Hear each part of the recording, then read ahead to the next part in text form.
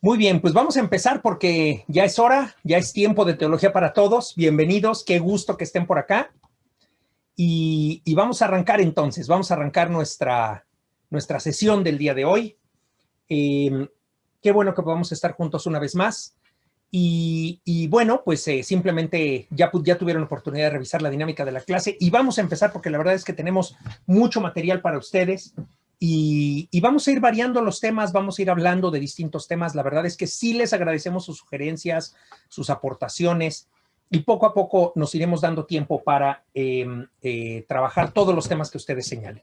Bueno, pues la foto no sé si la alcanzan a ver, es muy tenue, esa es la idea, ¿no? Que sea un fondo. La foto de fondo es una fotografía de la nebulosa del Caballo tomada por el telescopio Hubble, porque vamos a hablar del universo, vamos a hablar de las grandes maravillas que Dios crea y vamos a hablar sobre el relato de la creación. Pero van a ver qué enfoque le vamos a dar ahora que estamos hablando sobre el relato de la creación. Ya verán ustedes qué enfoque le vamos a dar, porque, pues bueno, es una variedad de temáticas que hay que abordar.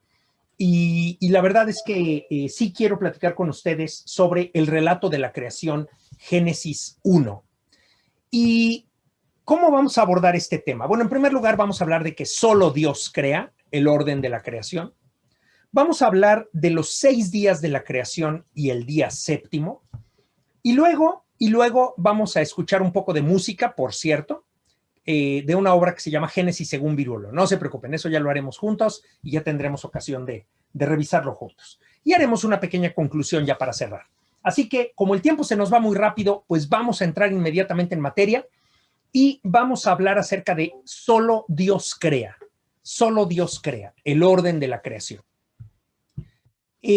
Vamos a hablar acerca de el orden de la creación porque verdaderamente es muy importante para entender de manera correcta el relato de la creación, el primer capítulo del Génesis, o sea, el primer capítulo del primer libro de la Biblia, ¿sí? El primer capítulo del primer libro de la Biblia. Vamos a tratar de entenderlo adecuadamente. Dice el Génesis 1:1, en el principio creó Dios el cielo y la tierra. Así dice Génesis 1, en el principio creó Dios el cielo y la tierra. Y debemos recordar que el Génesis fue escrito en hebreo. El Génesis fue escrito en hebreo. Por tanto, valdría la pena pensar y recordar cómo está escrito este primer capítulo, este primer versículo del primer capítulo del Génesis en hebreo. Y la primera palabra, obviamente hebrea, de la Biblia es Bereshit. Bereshit. Bereshit. Bereshit quiere decir en el principio. Reshit quiere decir principio. Y Bereshit, B quiere decir algo así como en, cerca, tal, ¿no? Entonces, en el principio, Bereshit. Y en hebreo, Génesis 1:1 está escrito de esta manera. Aquí dice, Bereshit bara Elohim et hashamayim bet haaretz, ¿no? En el principio creó Elohim, creó Dios, a los cielos y a la tierra. Et hashamayim bet haaretz, a los cielos y a la tierra. Bueno, la palabra Reshit, como lo ven aquí en la lámina, la palabra Reshit quiere decir principio, Bereshit quiere decir en el principio. Pero quiero ahora referirme a otra palabra. La otra palabra de la que vamos a hablar en este momento, bueno, vamos a hablar en un momentito más, es la palabra bara. Y esta palabra bara está aquí también, bara. Bereshit bara Elohim. En el principio creó, aparece primero el verbo, en el principio creó, bara es created, creó. Bereshit bara Elohim, en el principio creó Dios, en el principio creó Elohim a los cielos y a la tierra. Ahorita vamos a hablar de esta palabra, pero esta imagen que ustedes están viendo es de un recurso que está en línea y que les voy a recomendar mucho. Se llama la Blue Letter Bible. No me voy a tomar tiempo en presentárselas, pero la verdad, cuando quieran ver comentarios a un versículo bíblico, cuando quieran ver cómo se escribe un versículo bíblico en griego, cómo se escribe un versículo bíblico en hebreo, sobre todo del Antiguo Testamento, que es el texto bíblico que está escrito en hebreo. Bueno, pues la Blue Letter Bible es una Biblia muy, muy útil, sumamente útil. Es un recurso maravilloso. También existe una aplicación para celulares, por si les interesa. Tomen nota de esto, porque vale mucho la pena, la Blue Letter Bible. Bueno, volvamos a nuestro tema. Decíamos, Bereshit en el principio. Y la segunda palabra es bara. Bara. Y bara quiere decir creó.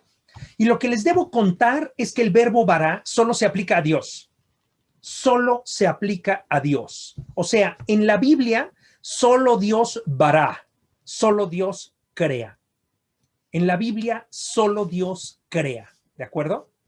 Solo se puede decir que hay creación cuando es un acto de Dios. Solo Dios crea.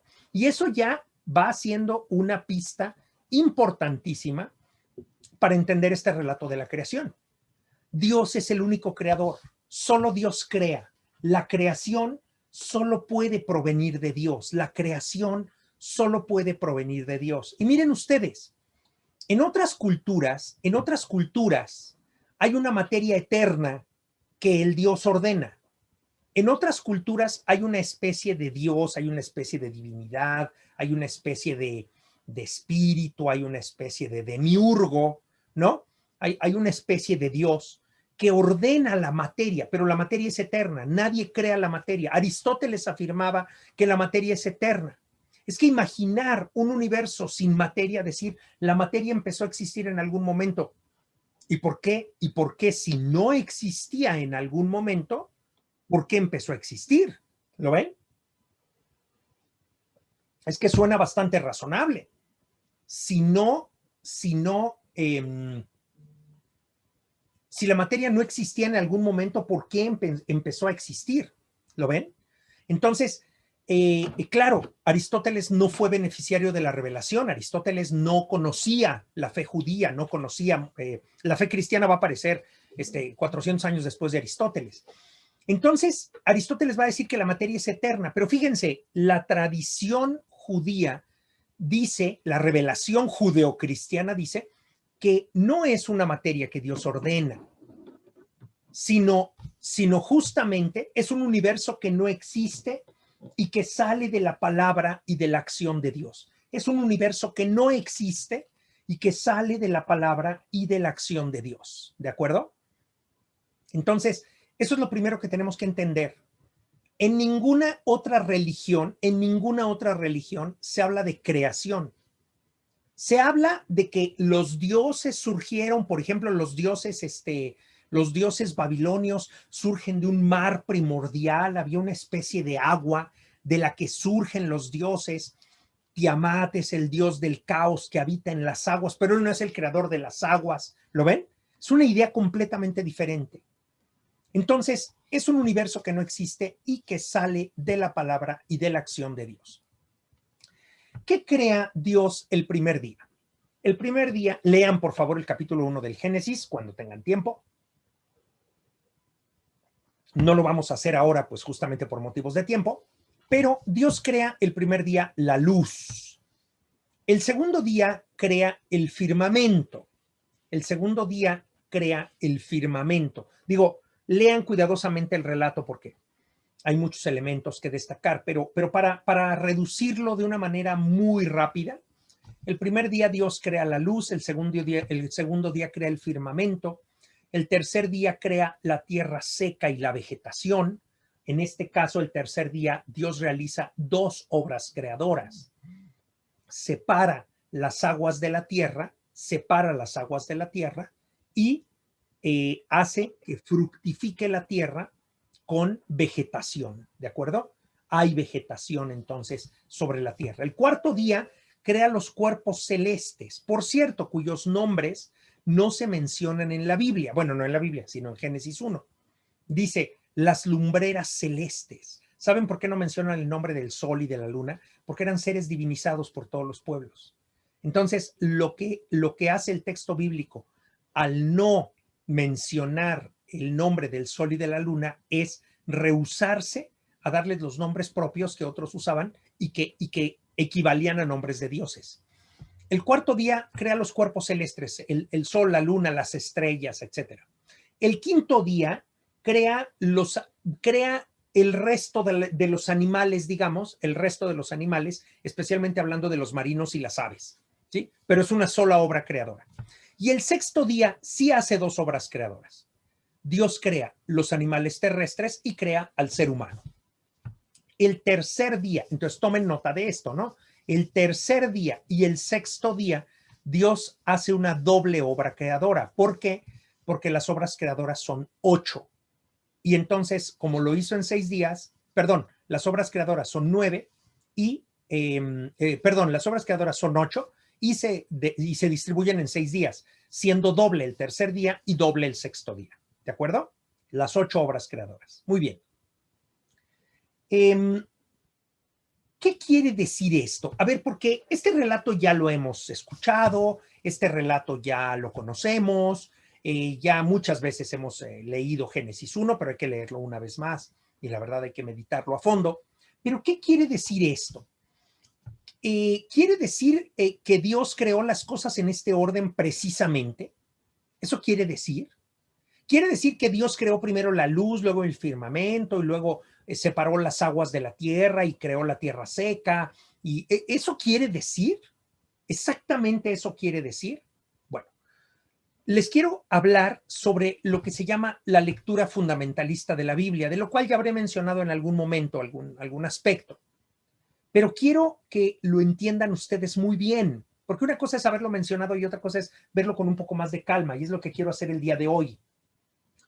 Y lo que les quiero decir en este momento es que hablar de lectura fundamentalista de la Biblia es referirnos a una tradición protestante. Y voy a aclararles cuál. Lo voy a exponer todo. Este texto que tomé de un sitio que se llama literaturabautista.com, los bautistas son una forma de protestantes, son una denominación protestante.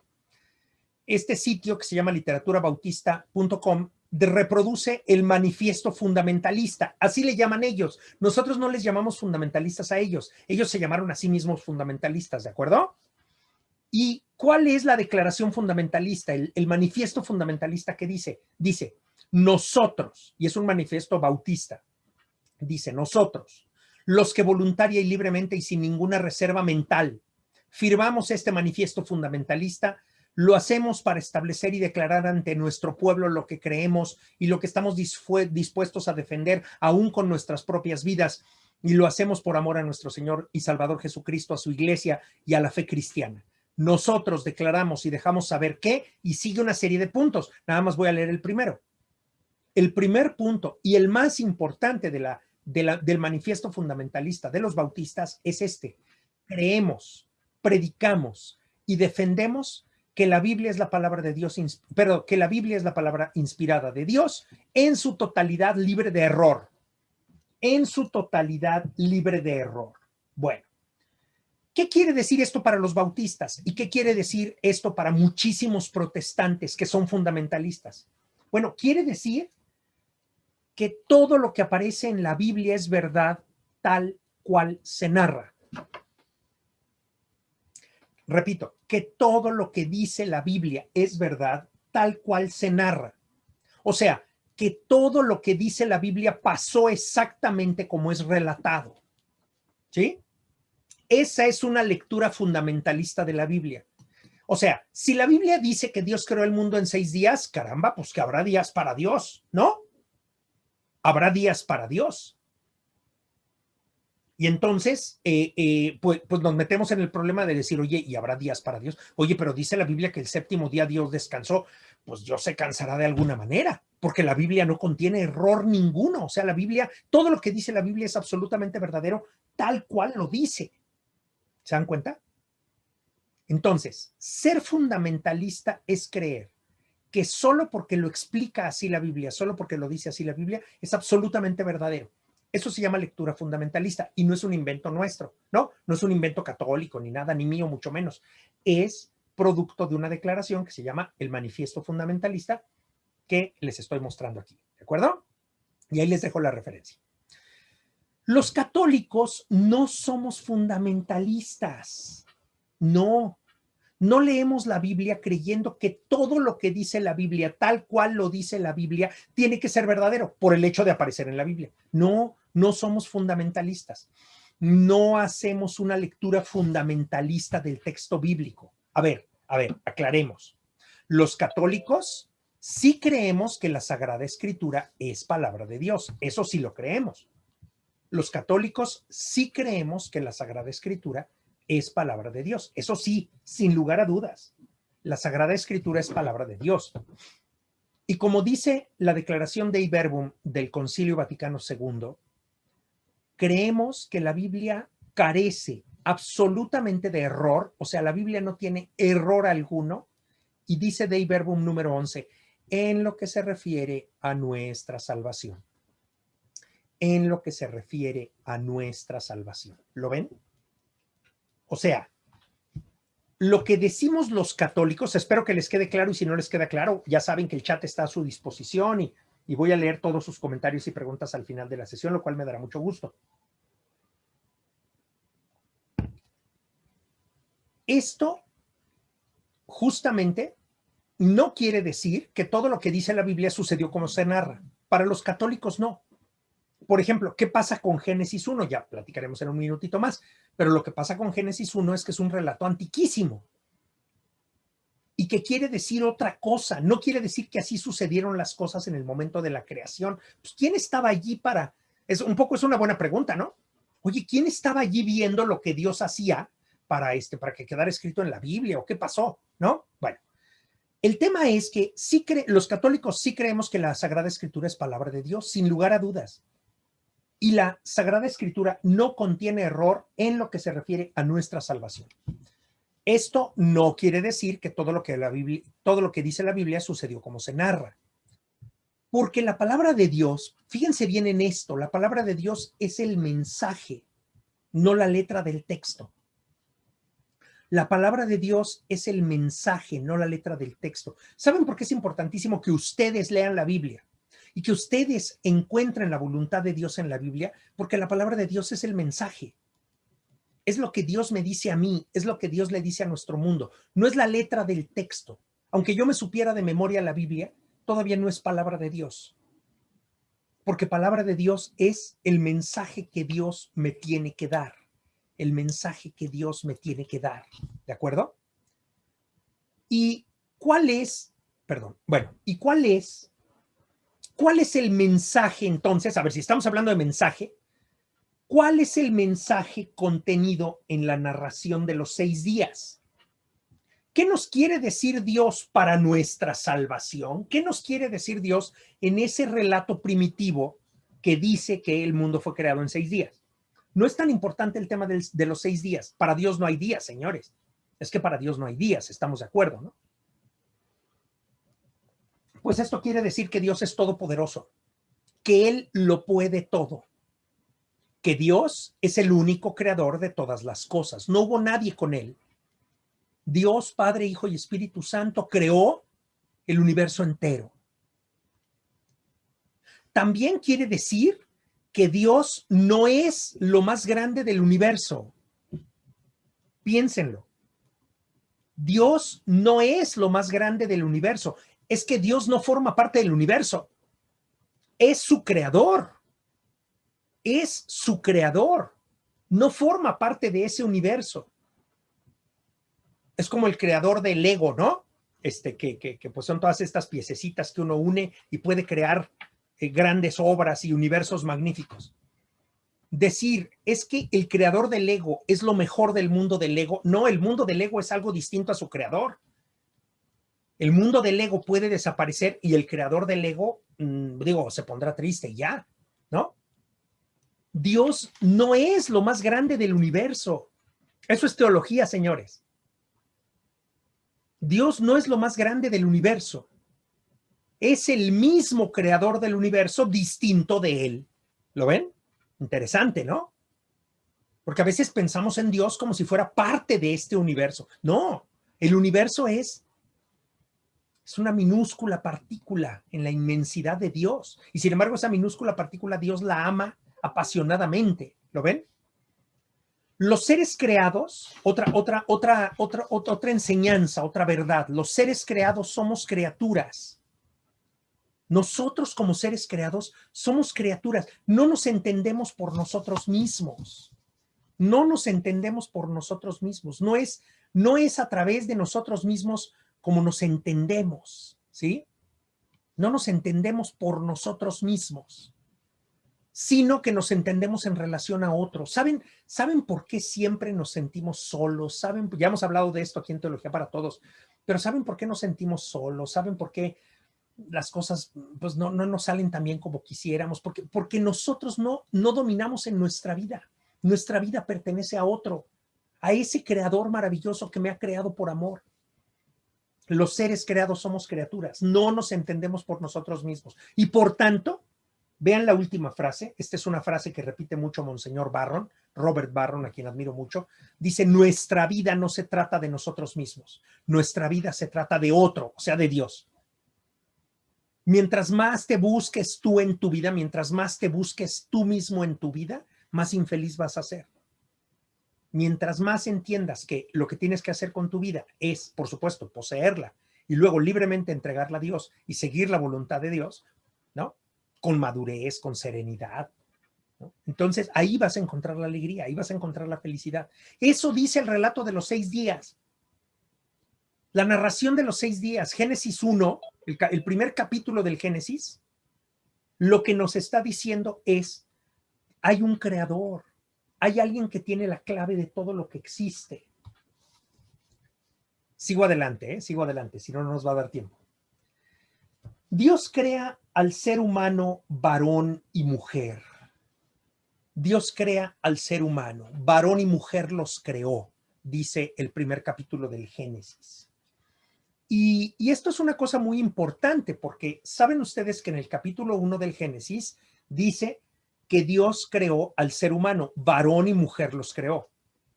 Y en el segundo capítulo del Génesis dice aquella historia que ustedes conocen de que creó a Adán y como Adán lo veía muy solo y no veía que tuviese una ayuda adecuada, pues lo que hizo fue dormirlo, sacarle una costilla y de esa costilla creó a la mujer, ¿no?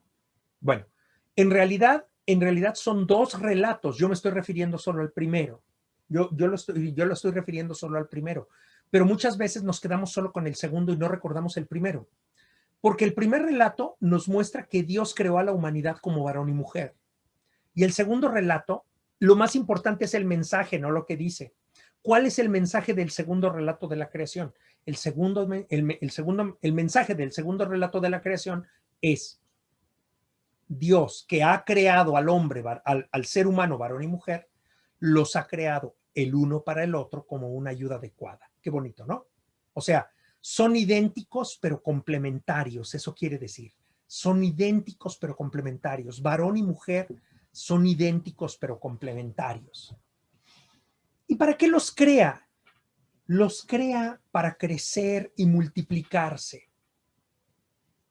Y esto es el sagrado deber y el sagrado privilegio que tenemos de colaborar en la obra creadora de Dios.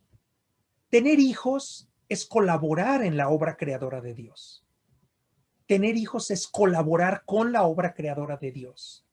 Cada alma humana de cada uno de nuestros hijos es creada directamente por Dios.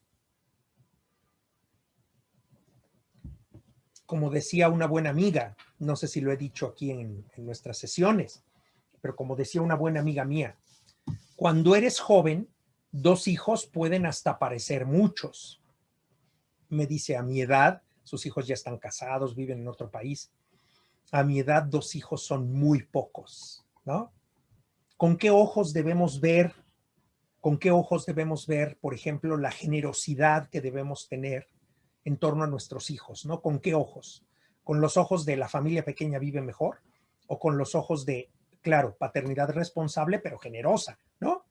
O sea, hay que ser responsable pero generoso. El sagrado deber de colaborar en la obra creadora de Dios.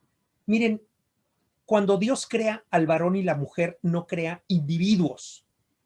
Creó a Adán, luego creó a Eva y dijo, pues ahí sí se conocen bien, ¿no?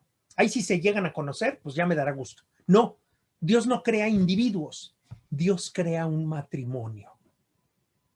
El capítulo 1 del Génesis nos está mostrando cómo Dios crea al varón y la mujer y crea un matrimonio. Y el capítulo 2 del Génesis reitera la idea de cómo Adán, al ver a Eva, dice, esta es hueso de mis huesos y carne de mi carne, y carne de mi carne. Y luego dice el texto bíblico, dice, por eso el hombre y la mujer dejarán a sus padres y se unirán y serán una sola carne. ¿Saben qué quiere decir una sola carne en términos bíblicos? Quiere decir una sola persona, serán como si fuera uno solo. Esa es la unidad del matrimonio. Dios crea un matrimonio, eso es lo que crea un matrimonio, varón y mujer llamados al matrimonio. Y por supuesto, los llama a la fecundidad. Y llamándolos a la fecundidad, los llama a formar una familia. ¿Lo ven? Los llama a la fecundidad. Y a ese matrimonio le da una vocación, la vocación de verdaderamente conformar una familia. Entonces, vean cuántas cosas están en el relato de la creación. O sea, es importante lo que Dios creó cada día. Sí, es importante, ahorita lo vamos a aclarar. Pero el mensaje salvífico que Dios nos da es, mira, yo he creado todas las cosas y te he creado a ti y te amo a ti. Por tanto, tu vida tiene que ver conmigo, búscame. Eres libre de buscarme o no, pero búscame, porque yo tengo la clave de tu felicidad. Y Dios ha creado al varón y la mujer y lo ha creado como un matrimonio y como una familia. No solo los crea llamados a crecer y multiplicarse, sino que los llama también a dominar la tierra y someterla. Los crea también para dominar la tierra y someterla. Porque miren, el ser humano es el único capaz de dar sentido a las cosas. Hay una especie de dilema filosófico que dice, si un árbol cae a la mitad del bosque, ¿produce sonido? Hay una especie de dilema filosófico que dice eso. En un bosque gigantesco, deshabitado, un árbol es golpeado por un rayo, se inclina y cae, ¿produce sonido? Y entonces la respuesta es, el sonido es una presión en un oído que escucha. Si no hay oído que escuche, no hay sonido, ¿sí? No hay sonido. Fíjense qué raro, ¿no? Suena raro. Pero eso quiere decir, el ser humano es el único capaz de dar nombre a las cosas, de investigar la realidad, de maravillarse. Por eso puse la fotografía del Hubble allá atrás, ¿no? De la nebulosa del caballo allá atrás. Porque es el único capaz de maravillarse con la creación entera.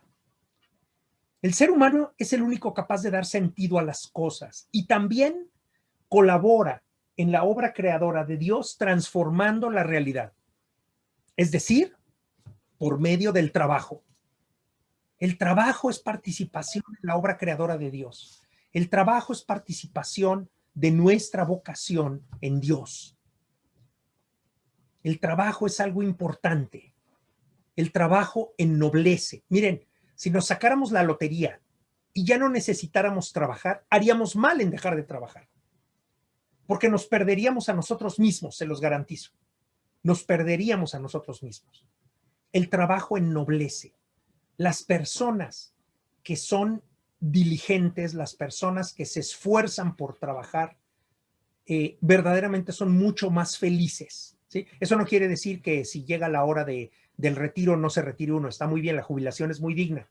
Ahora, ¿qué hay que hacer cuando uno se jubila? Lo mismo, hacerse una estructura y un horario y seguir creciendo y cultivándose, cosa que no puede uno hacer cuando tiene un deber laboral que le absorbe la mayor parte de la semana, ¿no? Pero el trabajo ennoblece, es una gran bendición. El trabajo es una forma de servir y de amar. El trabajo es una forma de servir y de amar. Y no olvidemos eso. El trabajo verdaderamente es una forma de servir y de amar. Sigo adelante. ¿Qué más nos dice Génesis 1? Pues le llamé a esta segunda parte los 6 días y el día séptimo, que va a ser un poco más breve que el anterior. Miren, Si hiciéramos una cuidadosa genealogía de aquí a Jesucristo, pues más o menos han pasado, ya saben, 2020, 2026 años, 2024 años desde que nació Jesucristo. Esto lo hemos explicado en alguna otra sesión y algún día lo retomamos.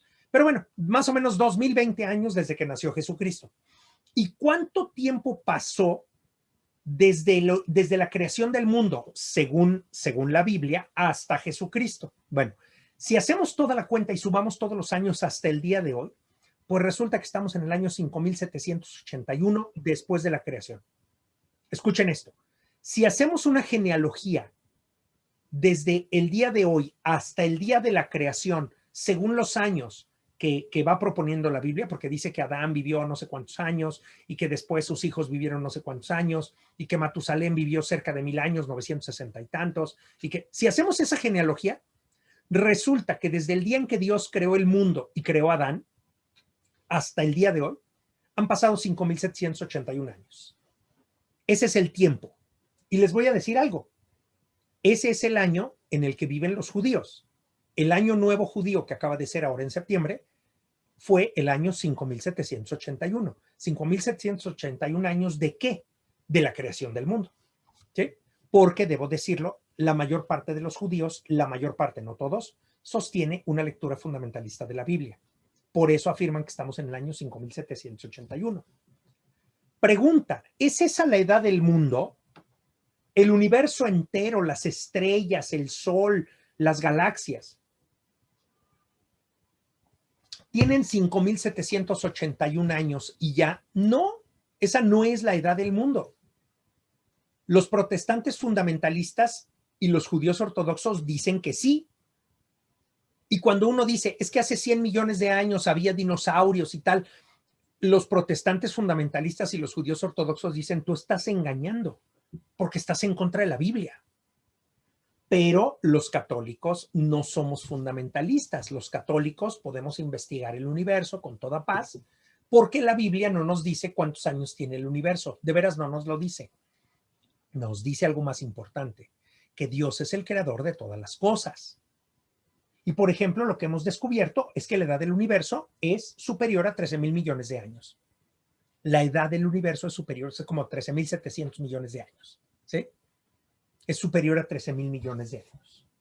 Porque, quiero insistir en ello, para los católicos lo más importante es el mensaje, no la literalidad del texto. Lo más importante es el mensaje. ¿Qué quiere decir Jesús con esto? ¿Qué quiere decir el Génesis con esto? ¿Qué quiere decir Éxodo con esto? ¿Qué quiere decir? Y la prueba de que no somos fundamentalistas es que, por ejemplo, los mayores paleontólogos han sido, entre otros, católicos. No todos los paleontólogos han sido católicos. Paleontólogo es el que estudia las formas de vida antiguas, o sea, los dinosaurios y todo esto, ¿no? Los mayores paleontólogos han sido, entre otros, muchos católicos. Y por cierto, la misma teoría del Big Bang, que algunas personas dicen, es que o eres católico o crees en la teoría del Big Bang. Bueno, pues no se confundan. La teoría del Big Bang fue formulada por un sacerdote católico. La teoría de que hace 13,700 millones de años hubo una gran explosión, por eso se llama Big Bang, ¿no? El Gran Bang, la gran explosión. La teoría de la gran explosión la formuló un sacerdote católico llamado Monseñor Georges Lemaitre. Y búsquenlo en Google. Búsquenlo en Google y vean ustedes quién es Monseñor Lemaitre y cómo funciona, ¿no? Bueno, pues ahí está. O sea, para los católicos no hay contradicción entre fe, Biblia y ciencia. Para los católicos no hay contradicción entre fe, Biblia y ciencia. No hay contradicción. Entonces no hay de qué preocuparse. Y si alguien le dice, tú eres católico, ¿tú crees que Dios creó el mundo en 6 días? No, yo creo que Dios es el creador de todas las cosas. Pero no tengo tiempo de explicarte, mira, tranquilo. Cuando quieras nos echamos un cafecito y te explico, ¿sí? Ese es el tema. Dice el capítulo 1 del Génesis que Dios ha trabajado durante 6 días, que Dios ha trabajado durante 6 días. Dios en realidad no trabaja, o sea, Dios no suda cuando crea el universo. No. Dios tiene una voluntad amorosa, todopoderosa, que crea el universo por pura generosidad. Y dice el texto bíblico que el séptimo día Dios descansa Y esta es la primera referencia que encontramos en el mundo para el deber del descanso. Les voy a contar esto. En el mundo pagano no había día de descanso. Entre los griegos nunca había descanso. Entre los romanos nunca había descanso. Entre los asirios nunca había descanso. No había descanso. ¿Y por qué no había descanso? Bueno, miren, los poderosos, los libres, solo descansaban en fiestas específicas, pocas a lo largo del año. Había las saturnales en el calendario romano, los griegos tenían sus propias fiestas, los asirios tenían sus propias fiestas, pero eran muy pocos días al año los que se descansaba y se iba a la fiesta. Y peor todavía, los esclavos trabajaban hasta morir. Los esclavos, miren, si era un buen amo, pues cuando se enfermaba el esclavo, se le dejaba descansar un poco para que se recuperara. Pero si no me importaba ya que se muriera, yo lo ponía a trabajar hasta que se muriera. Y los esclavos solían trabajar hasta morir, especialmente cuando caían enfermos. No había descanso. Para los esclavos no había descanso. Y en este relato de los 6 días y el séptimo, que es el día de descanso, hay varias novedades que llegan hasta nuestros días. Hay varias novedades que no debemos perder de vista. Por ejemplo, el ritmo semanal de 7 días. ¿Quién dijo que la semana tiene 7 días? Es de tradición judeocristiana. La semana con ritmo la semana de 7 días es propiamente, digamos, el modo de contar el paso del sol, típicamente judío y después cristiano. Pero lo más importante no solo es que se establece el ritmo semanal de 7 días, sino la santificación de uno de ellos. Para los judíos el Shabbat, el sábado; para los cristianos el domingo, por razones que hay que estudiar en otro momento. Pero se santifica uno de los días, ¿lo ven? Se santifica uno de los días. Se santifica uno de los días. Y lo que nos enseña, y aquí es en donde ya quiero ir redondeando esta exposición, lo que nos enseña el mandato del séptimo día, o sea, del descanso sabático, que está en Génesis 1, lo que nos enseña es el poder humanizador del descanso. ¿Cuánto necesita la persona humana descansar? No emborracharse, no acabarse una bolsa de papas de 2 kilos. No, eso no es descansar. Cuidado. El poder humanizador del descanso. Verdaderamente el poder humanizador de la distancia con el trabajo, de la liberación de la lógica de la productividad. O sea, cómo liberarnos de la ansia de estar vendiendo todo el tiempo, de estar produciendo todo el tiempo, de estar ganando dinero todo el tiempo. Miren, uno no se satisface nunca, aún siendo el hombre más rico del mundo, de todo el dinero que tiene. Y el día de descanso es la oportunidad de romper la lógica de la productividad y dar paso a la lógica del encuentro y la generosidad. Eso es. Y por eso es tan importante liberarnos de la lógica de la productividad. Oye, pero eso te va a dejar dinero. A ver, depende. O sea, te urge mucho, pues síguele buscando, ¿no? Si te urge mucho. O sea, no digo si te cae bien. A todos nos cae bien más dinero, pero ese no es el tema. Es qué puedes hacer con ello. Bueno, estas son algunas de las novedades que están en el relato de la creación. ¿Lo ven?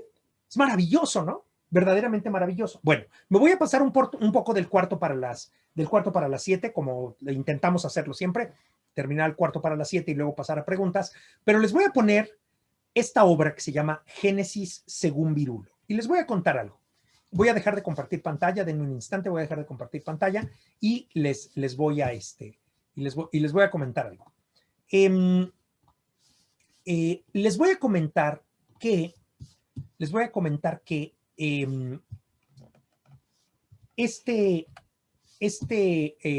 cantautor es un cantautor cubano, se llama Virulo, y Virulo escribe una obra que se llama precisamente así, se llama El Génesis según Virulo. él no es un creyente, él es un cubano en la Cuba de Castro, o sea, una Cuba atea. ¿Lo ven? Él es un cubano en la Cuba de Castro, es una Cuba atea. Y él se pone a estudiar el Génesis, Génesis y escribe una obra que al final denomina El Génesis según Virulo. Entonces, yo los invito a que escuchemos 2 canciones de este disco. Terminando las 2 canciones, hago una conclusión que me va a llevar 30 segundos y pasamos al diálogo. ¿Les parece? Entonces, lo que les voy a proyectar ahora es la letra, para que sigan ustedes la letra. Aquí está la letra, ¿de acuerdo? Y voy a poner esta canción que se llama ¿Dónde empieza? Aquí va. Déjenme, bueno, voy a poner la letra y voy a poner la canción y escuchen con atención. Además de todo, él es un cómico. Entonces, es un libro, vean con qué cuidado estudió el Génesis y vean cómo lo musicalizó. Es fascinante, ¿eh? Adelante.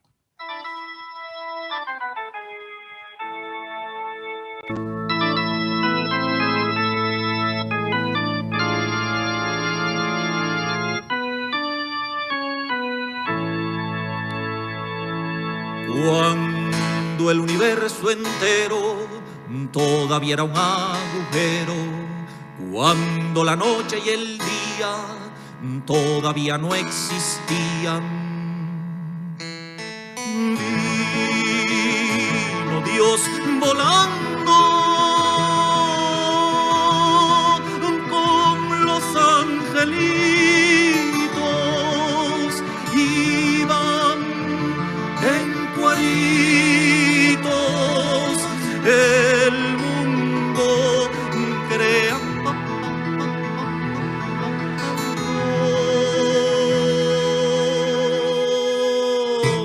El primer día se hizo la tierra, también los cielos, la luz y las tinieblas. Se hizo la noche y se hizo el día, también los mares, y en el segundo día creció la hierba sobre la tierra, y el tercer día se hizo la luna y el sol.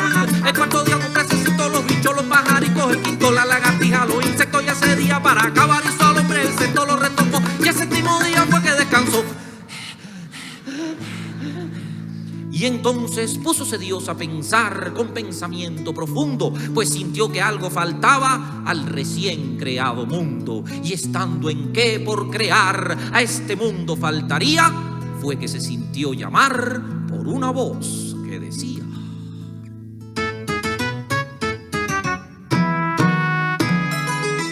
échale salsita, échale salsita, échale salsita, échale salsita. En este cantar propongo lo que dice mi segundo. En este cantar propongo lo que dice mi segundo.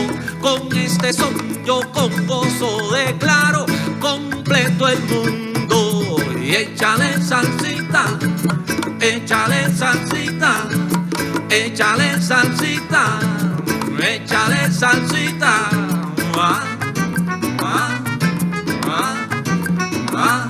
Más tarde quiso poner Dios a las cosas nombre, y fue tras de mucho ver que púsole Adán al hombre. Pero lo vio tan solito que rascándose una ceja pensó: a este pobrecito le haremos una pareja. Después hizo a Adán caer en sueño largo y profundo, y así nació la mujer de una costilla al mundo. Parece que al despertar a Adán hubo discusiones porque Eva quería llevar en casa los pantalones. Yo no sé, quiero aclarar quién los lleva o no los lleva, pues solo vine a cantar la canción de Adán a Eva. ¿Qué es lo que le canta Adán a Eva? ¿Quién me ve con mi mujer? Si no es casado se casa, pero quien llega a mi casa si es casado echa a correr. Eso no es una mujer, eso es una tintorera.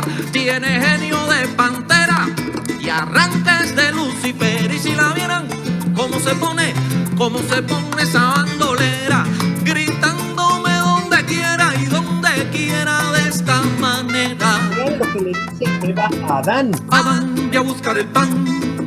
Adán, ve y cuela café. Adán, ponte a cocinar y me friega los platos después, y de un lado para otro va corriendo el pobre Adán. Y después que me hagan cuentos del paraíso terrenal, óyela ahí. Vamos a comer temprano porque me huele a visita. Siéntate pues a la mesa y cómete la manzanita tú. Vamos a comer temprano porque me huele a visita. Siéntate pues a la mesa y cómete la manzanita tú. ¿Ves? ¿Quién es? ¿Quién es? Abre la puerta, mujer pecadora que viene de Dios a votar por infringir las normas vigentes del código familiar. Pues las labores domésticas deben ser compartidas por igual. Y oye este consejo que te doy, Adán. Castígala, a ver si no barrería. Castígala, a ver si no fregaría. Castígala por fresca y por relambilla. Castígala, ay, ay, ay, ay, ay, ay, ay, ay, ay. Y ahora, llévatela. Váyanse por la sombrita, que la tierra no es chiquita y siempre cabe uno más. Como manda el Señor a ganarse su sustento. Se acabaron ya los cuentos que le den. Se terminó.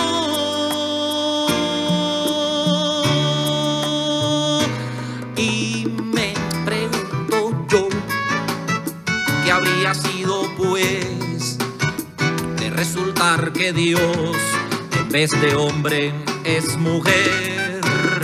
Si no habría que empezar esta historia otra vez, pues todo habría sido al revés.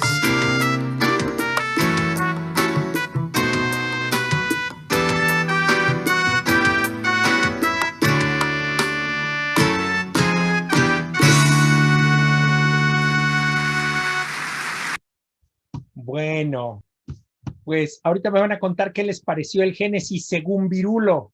No sustituye la lectura bíblica, les aclaro, ¿eh? El Génesis según Virulo no sustituye la literatura bíblica, la lectura bíblica. De todas maneras, ya les dejo aquí la letra de la canción y todo. Simplemente para concluir, Dios es el creador de todas las cosas, más allá de la genial lectura que hace Virulo y la musicalización, que en el fondo es una gran broma, y la verdad tiene algunas bromas medio irreverentes, ¿ya vieron? Pero bueno, Dios es el creador de todas las cosas. Dios es el secreto mismo de toda la realidad y de nuestra existencia. El secreto mismo de toda la realidad de nuestra existencia está en Él, porque Él es el creador. Y nunca olvidemos que Dios crea las cosas no porque las necesite. Dios no creó las cosas porque las necesitaba, sino para compartir su amor con seres libres. Y creó libres a los ángeles y nos creó libres a nosotros. Y esta es la gran aventura que estamos viviendo. Es la gran aventura que estamos viviendo ahora. Bueno, dejo de compartir pantalla y pasamos pues a un ratito de diálogo. Vamos a leer ahora sus comentarios, sus preguntas y muchas gracias de veras por su presencia, por su participación. A ver, gracias aquí, saludos igualmente, muchas gracias. Enrique, hola Carlos, ¿tiene algún significado teológico el trabajo o la palabra como tal? Ok, aunque ya lo comenté, vale la pena ampliarlo, Enrique. El trabajo es algo que estaba implícito en el estado de justicia en que Dios nos creó. Esto es algo sumamente importante, porque cuando Dios crea al hombre no le dice, mira, allí hay una hamaca, aquí hay un barman, te puede servir el martini, te puede servir tu cubita, aquí nomás se trata de ir pasando el tiempo. No, Dios le dice, trabaja la tierra y sométela. ¿En qué condiciones íbamos a trabajar al ser creados en situación de justicia? Hombre, no estoy demasiado seguro, ¿no? No es que yo lo sepa, porque pues esa es una condición que no conocimos. Pero verdaderamente Dios estaba llamando a Adán y Eva, a la persona humana, al trabajo. Entonces es bien interesante ver que el trabajo no es algo extrínseco al hombre. El trabajo no es algo que nos sea impuesto como algo de lo que ojalá nos pudiéramos liberar un día. El trabajo es algo bueno, el trabajo es algo positivo. Ciertamente, en condiciones de injusticia social, el trabajo puede ser enajenante. En condiciones de injusticia social, el trabajo puede ser denigrante, ¿sí? El trabajo puede ser incluso, digamos, objeto de esclavitud. Es decir, al final podemos estar sometiendo a las personas a condiciones de trabajo esclavizantes, pero ese es otro tema. Esas son injusticias que tenemos que resolver. Sin embargo, en términos positivos, aunque les insisto, aunque no necesitáramos trabajar, deberíamos trabajar. Es más, aunque, miren, algo que ya no les conté durante la sesión y se los cuento de una vez, y me gusta mucho recordar esta anécdota. Luciano Pavarotti, me tocó ver una entrevista a Luciano Pavarotti, que en paz descanse, uno de los tenores más grandes que ha conocido la humanidad. Y en esa entrevista él dijo, yo soy una de las personas más flojas del mundo. Soy una de las personas más haraganas del mundo. Y le dicen, pero señor Pavarotti, ¿por qué dice eso? Dice, pues la verdad, porque yo ensayo y canto 4 meses al año y 8 meses al año no hago nada de mi vida. No hago nada. Soy un bueno para nada, ¿sí? No estoy haciendo nada importante de mi existencia. Entonces, simplemente decir, qué terrible es cuando una persona se siente inútil, ¿no? Qué terrible es cuando una persona... Ahora, ok, a ver, estoy limitado en mi cuerpo, no puedo trabajar o simplemente yo ayudo en casa. A ver, eso es trabajo. Una persona jubilada en su casa, estar haciendo cosas en su casa, leer un libro, cultivarse, dar orientación a los jóvenes, hacer cosas positivas, eso es trabajo. O sea, el trabajo no tiene por qué ser remunerado. Trabajar quiere decir eso, poner en juego nuestras capacidades, poner en juego nuestras habilidades, aportar, amar y servir a través de esa actividad. Pues eso es algo muy, muy importante. Gracias por la pregunta, Enrique.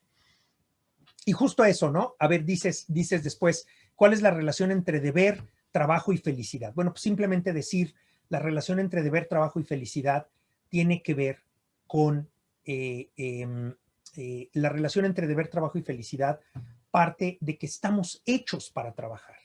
Estamos hechos para trabajar. Y cuando no podemos actualizar nuestras potencias y cuando no siento que estoy sirviendo a otro, pues eso puede resultar frustrante, eso puede resultar difícil para la persona. Entonces, digo, el Génesis lo dice muy claramente, ¿no? Después en el tercer capítulo del Génesis, después del pecado del hombre, le dice, y ganarás el pan con el sudor de tu frente, ¿no? Digamos que en Génesis 1 el trabajo no produce sudor, ¿de acuerdo? O es decir, es un esfuerzo, pero es un esfuerzo que va a conocer inmediatamente su resultado, es un esfuerzo que va a conocer inmediatamente la bendición del Señor. Entonces, pues nada, que el trabajo es una manera de dignificar nuestra existencia, es algo que no debemos perder de vista, cómo podemos aportar a nuestra comunidad, cómo podemos servir, cómo podemos ser generosos con nuestros dones, ¿de acuerdo? Ese es el tema. Y pues creo que no tenemos más preguntas. Yo sabía que el tema de hoy era un poquito así como especializado, pero de verdad, qué gusto que hayan estado aquí en Teología para Todos. Me da mucho gusto recibir a cada uno de ustedes. Veo por aquí personitas que nos han acompañado ya de tiempo atrás. Lolita, qué gusto que estés por acá. Lilian, igualmente. Pati Hinojosa, Valeria, Yoli, que también es de las personas que frecuentemente están por aquí. Judith, por supuesto. Fabiola, Gaby. Enrique, por supuesto, que ha hecho estas preguntas tan interesantes, Fernanda Rivera, Fabiola Sierra, Claudia Monsurrutia, que también hace tanto que nos acompaña, Clara Rivera, nuestra vecina, Clarita, saludos, y cada uno de ustedes, ¿no? Arreola, Beatriz Fernández, Ángeles, y cada uno de ustedes, de verdad, qué placer que hayan estado con nosotros. Los esperamos dentro de 8 días, vamos a ir haciendo ya una nueva serie de conferencias, de charlas, y por lo pronto, pues simplemente decirles que tenemos una cita dentro de 8 días, los esperamos a las 6 de la tarde el próximo viernes, inviten a sus amigos, será un gusto que puedan participar en estas, pues en estas charlas que tenemos, y que todo sea para gloria de Dios. Alabado sea Jesucristo. Muy buenas tardes, que estén muy bien, hasta pronto. Terminamos la sesión. Chao. Gracias.